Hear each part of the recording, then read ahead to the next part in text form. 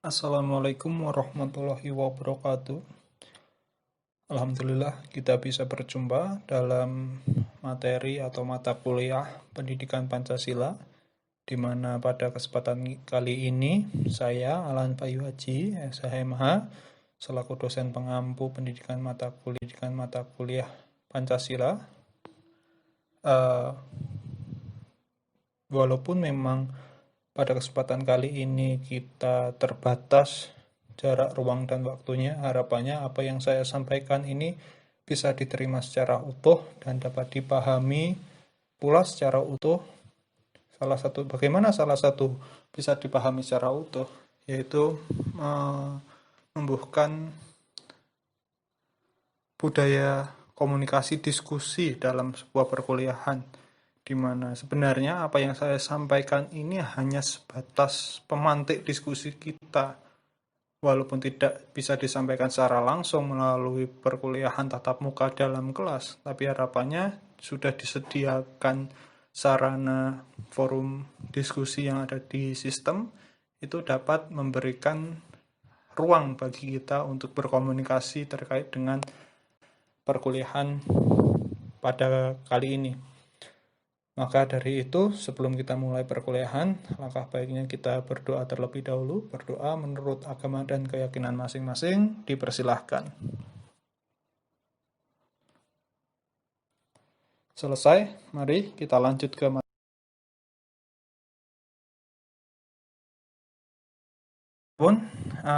ini merupakan perkuliahan awal, jadi masih kita itu membahas terkait dengan kontrak belajar. Seperti halnya di perkuliahan-perkuliahan yang lain, kontrak belajar ini penting untuk disampaikan di muka, di mana poin-poin yang akan disampaikan. Yang pertama yaitu terkait metode pembelajaran, aktivitas di ruang kelas, jumlah pertemuan dan tugas, sampai kepada sistem perkuliahan yang akan kita bahas, itu mengenai kontrak belajar.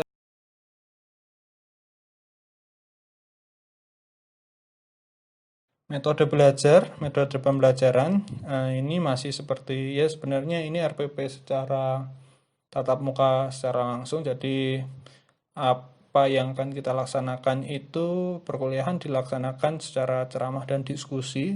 Apa yang saya sampaikan ini kemudian direspon oleh teman-teman mahasiswa. Kemudian pelaksanaan pembelajaran menggunakan metode kelas, tapi karena keterbatasan kita di masa saat ini dialihkan secara online seperti itu.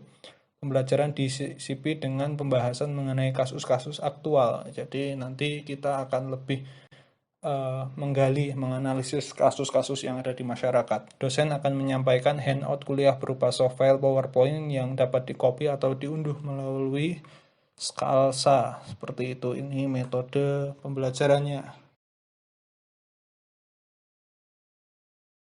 Nah, ini aktivitas di dalam ruang kelas. Jadi memang karena ini kita tidak menggunakan ruang kelas, itu ya ini hanya sebatas silahkan bisa dibaca untuk pengetahuan saja ketika mungkin besok kita sudah melaksanakan perkuliahan secara tatap muka. Jadi poin-poin yang harus dicermati ketika kalian sebagai mahasiswa itu memahami etika, perilaku, sopan santun dalam kuliah seperti itu. Kalian itu bukan lagi siswa tapi sudah mahasiswa. Ada perbedaan berpikir atau perbedaan perilaku yang harusnya kalian laksanakan seperti itu.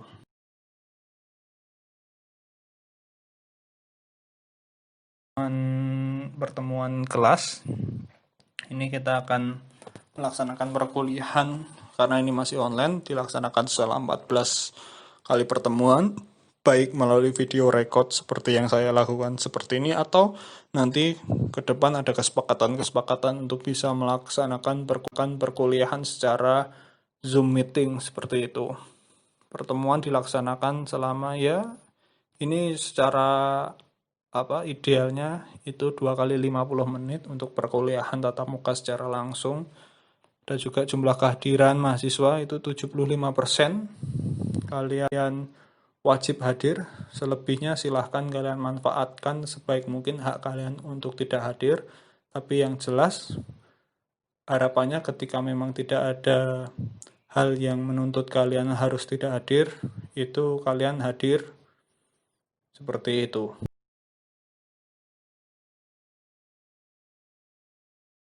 Ini penugasan, jadi tugas merupakan salah satu komponen penting dalam penilaian. Penugasan akan dilakukan sebanyak 4 kali. Ya, ini fleksibel saja, baik dalam bentuk tugas individu maupun tugas kelompok. Ketentuan tugas akan disampaikan dalam pertemuan berikutnya. Bisa dibaca juga sebenarnya penugasan ada di materi RPP yang sudah ada di Skalsa. Kalian bisa download dan bisa disimak. Di situ ada ketentuan-ketentuan tugas yang kemudian bisa kalian konfirmasi dengan saya selaku dosen pengampu.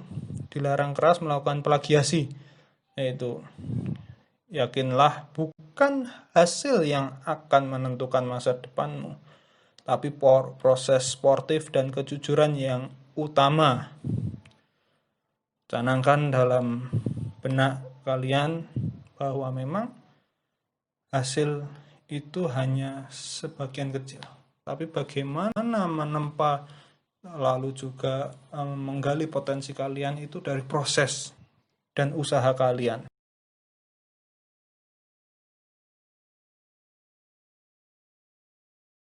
Perkuliahan ini bisa dicermati ya teman-teman. Lanjut saja.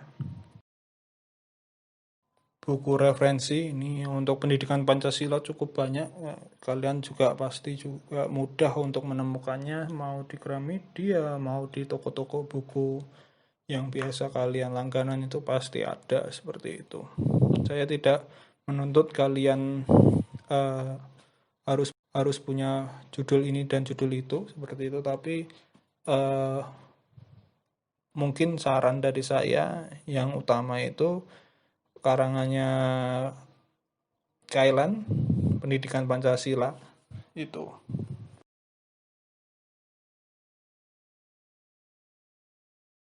Masuk ke materi, sedikit materi. Sesudah tadi mengenai kontrak belajar, kita masuk ke sedikit materi. Mengenai pendidikan Pancasila ini saya jelas mungkin tidak ada yang tahu apa itu Pancasila. Tapi mungkin ada yang ya bisa dibilang kurang paham apa maksud dan tujuan Pancasila itu. Kalau mengenai Pancasila itu apa, isinya apa saja, lalu lambangnya apa, saya kira anak TK pun sekarang sudah dikenalkan apa itu Pancasila, seperti itu. Yang jelas ketika kalian mahasiswa, yang dituntut dari kalian itu bukan hanya mengenal secara wujudnya, tapi mengenal secara karakteristik dan maksud tujuan Pancasila itu apa. Ketika kalian sudah paham itu, lalu bisa diimplementasikan dalam kehidupan sehari-hari, seperti itu. Kita mengenal Pancasila itu lambangnya adalah burung Garuda, di tengahnya ada perisai yang terdapat 5 gambar yang mewakili setiap pasalnya, setiap silanya, mohon maaf. Ada 5 sila dasar Pancasila. Jadi Pancasila itu sebuah ideologi dasar bagi bangsa Indonesia, di mana ideologi itu termuat dalam sila-sila di setiap sila yang ada di dalam.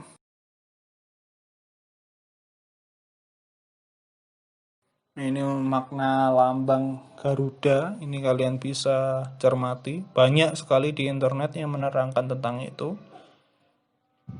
Jadi mengapa burung Garuda dan sebagainya bisa kalian searching. Dan mungkin bisa sampaikan melalui grup diskusi. Silahkan sampaikan argumentasi kalian. Mengapa lambang Pancasila atau lambang negara kita itu adalah burung Garuda dengan perisai yang di dalamnya itu terdapat 5 gambar seperti itu. Mengapa? Silahkan kalian sampaikan komentar kalian atau pendapat kalian. Kita masuk ke makna sila yang pertama. Ketuhanan yang Maha Esa. Ini menjadi pertanyaan menarik sebenarnya teman-teman, di mana sila pertama kita adalah ketuhanan yang Maha Esa itu ditempatkan di paling awal sila pertama, yaitu ketuhanan yang Maha Esa. Tapi yang harus diingat,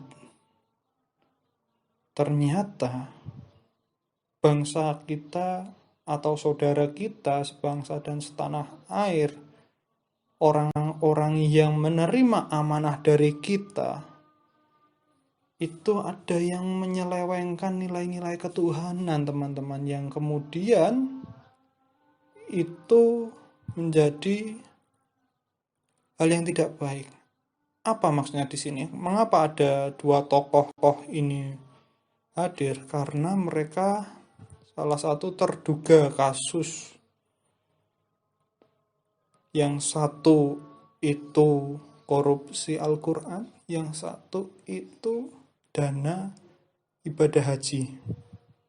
Yang seyogyanya bagi umat muslim terutama merupakan sebuah nilai ibadah.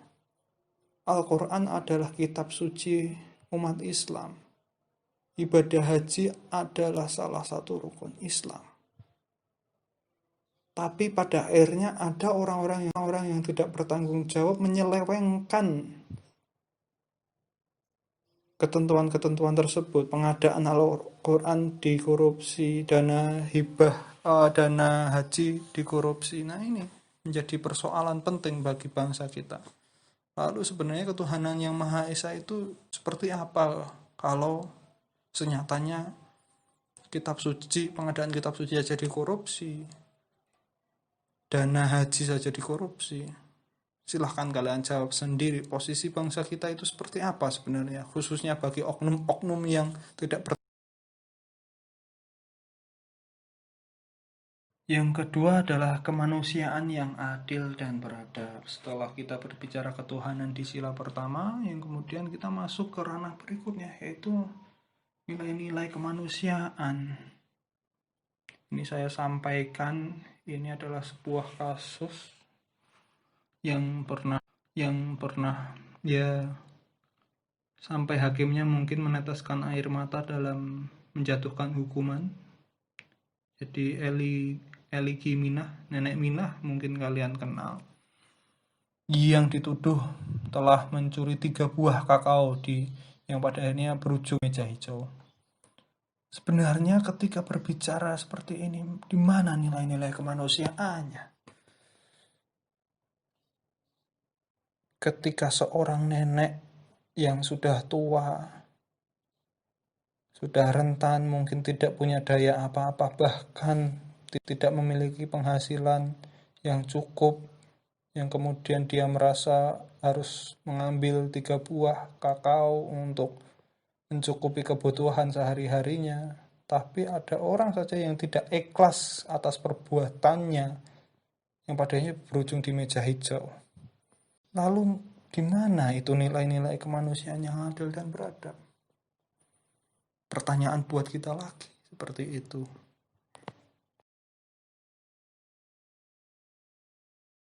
Berikutnya, ketika kita sudah berbicara ketuhanan, kemanusiaan, yang kemudian sebenarnya antara ketuhanan dan kemanusiaan itu tujuannya adalah untuk persatuan bangsa Indonesia. Kita tahu bangsa Indonesia itu dari ujung Merauke sampai Pulau W, Sabang sampai Merauke, itu merupakan letak geografis yang terdiri dari berbagai pulau. Di dalam pulau itu juga terdiri dari banyak suku bangsa. Perbedaan itu cukup signifikan bagi bangsa Indonesia. Tapi pada kita punya tekad persatuan dan kesatuan untuk menjadi suatu bangsa, menjadi suatu negara yang utuh, tegak dan berdiri dengan berlandaskan Pancasila. Tapi yang terjadi saat ini masih saja terjadi pemberontakan. Masih saja terjadi sebuah provokasi yang pada akhirnya memunculkan tindak-tindak anarkis. di dalam lingkungan masyarakat. Pertanyaan lagi, di mana persatuan Indonesia itu ketika kita punya nilai dasar Pancasila yang di dalamnya termuat sila ketiga adalah sila persatuan Indonesia. Toh nyatanya kita masih mudah diprovokasi. Yang pada akhirnya kita juga tersulut emosi untuk anarkis seperti itu. Selanjutnya, ini tidak kalah menarik, kerakyatan yang dipimpin oleh hikmat kebijaksanaan dalam permusyawaratan perwakilan. Kita punya lembaga perwakilan, bahkan kepala negara, kepala daerah dipilih langsung oleh rakyatnya. Kepemimpinan yang dipimpin oleh hikmat kebijaksanaan. Tapi apa yang terjadi oleh orang-orang yang menerima amanah dari rakyat untuk menjadi anggota dewan, menjadi kepala daerah, menjadi penguasa? Kita bisa lihat potret-potret kelam lembaga legislatif yang pada akhirnya ketika rapat ada yang tidur. Mungkin manusiawi ketika mereka capek dan sebagainya, tapi harus diingat mereka itu duduk di situ atas nama rakyat, mewakili rakyat, bukan sebatas mewakili dalam hal kemewahan, tapi mewakili untuk aspirasinya itu bisa diperjuangkan, bukan malah mengkhianati. Banyak sekarang ini kepala daerah, anggota DPR yang pada akhirnya terjerat kasus korupsi juga, memakan uang negara, memakan uang rakyat. Padahal mereka sudah digaji, gajinya pun tidak main-main, cukup tinggi seperti itu. Tapi mereka lalai atas amanah yang diberikan oleh rakyat kepada mereka sebagai wakil. Lalu di mana kerakyatan yang dipimpin oleh hikmat kebijaksanaan dalam permusyawaratan perwakilan? Silahkan kalian pahami itu baik-baik.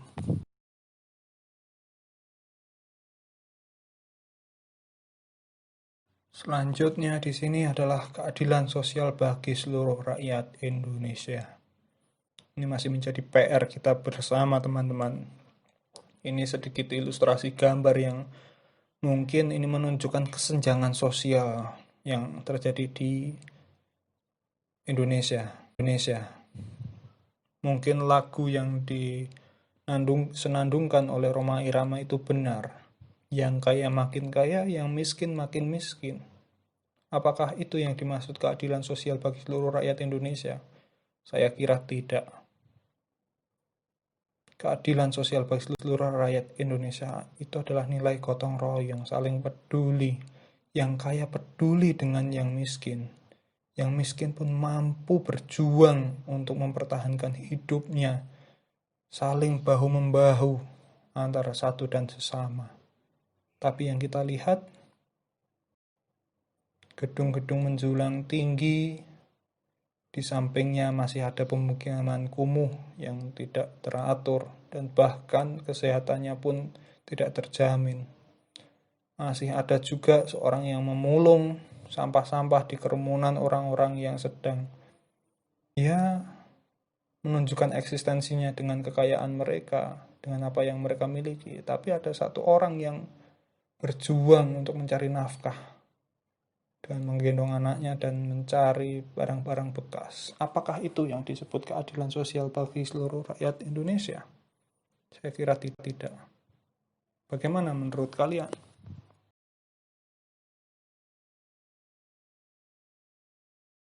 Yang berikutnya, dari apa yang saya sampaikan, saya ingin menyampaikan beberapa pertanyaan untuk kalian bisa jawab melalui kuis forum yang telah saya sediakan. Silahkan jawab melalui forum tersebut, forum kuis ya, bukan forum diskusi. Ada forum diskusi, ada konten kuis. Silahkan klik langsung pertanyaan yang saya sampaikan dalam materi kali ini bisa dijawab di situ.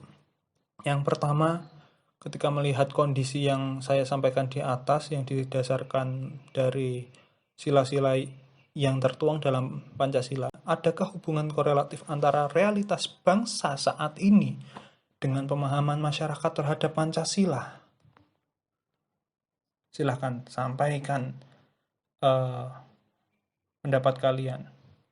Lalu masih perlukah kita mempertahankan Pancasila sebagai dasar negara ketika mungkin masih terjadi hal-hal yang tidak mencerminkan nilai-nilai sila yang ada di Pancasila? Yang berikutnya, seberapa urgent atau penting Pancasila di masa sekarang ini melihat kondisi saat ini yang ya entah arahnya kemana.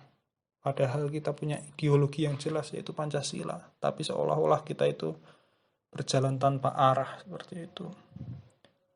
Lalu masih perlukah kita mempelajari Pancasila sebagai siswa? Silahkan sampaikan pendapat kalian melalui forum atau konten kuis yang sudah disediakan.